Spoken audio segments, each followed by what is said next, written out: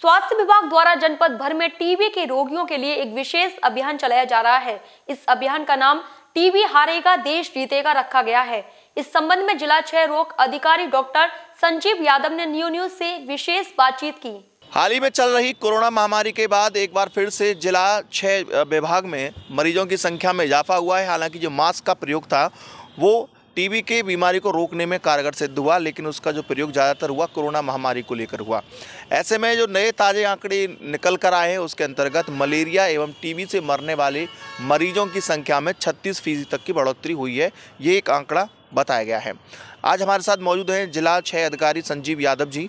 Doctor साहब से बात करेंगे किस प्रकार से टीबी के अभियान को लेकर के नई रणनीति के साथ वो मैदान में उतरे हैं और कौन कौन से अभियान चरणबद्ध चलाए जाएंगे। डॉक्टर साहब बहुत बहुत स्वागत है आपका। धन्यवाद। टीबी को रोकने के लिए आप तो क्या कार्यक्रम चलाए जा रहे हैं? टीबी असल में जब कोविड जो का प्रकोप ज़्यादा बढ़ा था, कोविड की वजह से और प्रोग्राम हल्के पड़े, जिनमें से कि हमारा जो टीबी का जो प्रोग्राम है उस पर भी फ़र्क पड़ा, क्योंकि बहुत से लोगों की ड्यूटी वगैरह लगी हुई थी। तो उसको गति प्रदान करने के लिए भारत सरकार की निर्देश पर एक माह का प्रोग्राम चलाया जा रहा है, जो 26 दिसंबर से शुरू होकर 25 जनवरी तक चलेगा। और इस प्रोग्राम को नाम दिया गया है कि टीबी हारेगा देश जीतेगा। मैं यहाँ पर ये बताना चाहूँगा, ये प्रोग्राम 3 चरणों में किया जाएगा। पहला चरण इसका 26 दिसंबर से प्रारंभ हो गया है और ये चलेगा 1 जनवरी तक।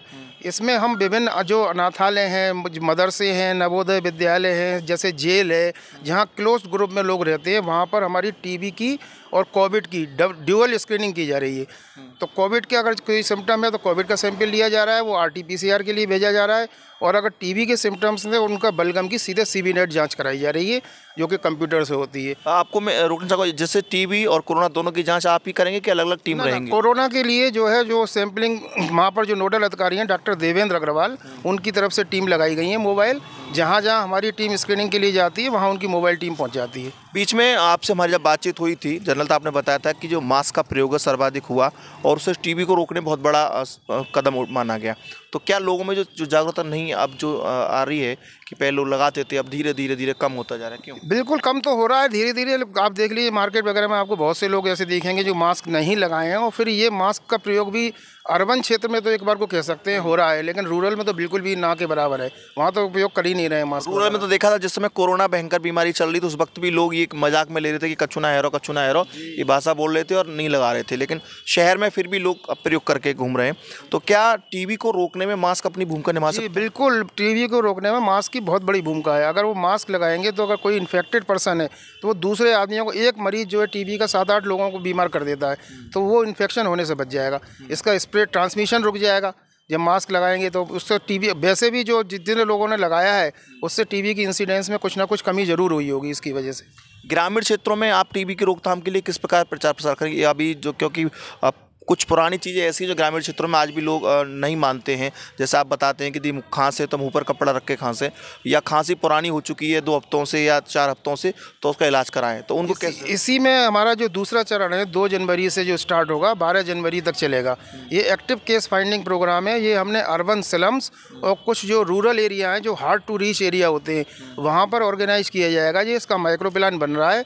इसमें हमारे जो वर्कर हैं वो घर घर जाकर के टीबी के लक्षणों के बारे में जानकारी लेंगे और जिसमें भी टीबी के लक्षण मिलते हैं उस मरीज का वहीं तुरंत सैंपल लिया जाएगा और वो सैंपल जो है जांच के लिए भेजा जाएगा। अगर वो पॉजिटिव पाया जाता है तो उसको इलाज पर रखा जाएगा। साथ ही साथ वो लोग उनको पैम्पलेट वगैरह इस तरह के बांटेंगे जिसमें टीबी के सब लक्षण वगैरह लिखे होंगे, जिससे वो आगे भी सावधानी बरत सकें।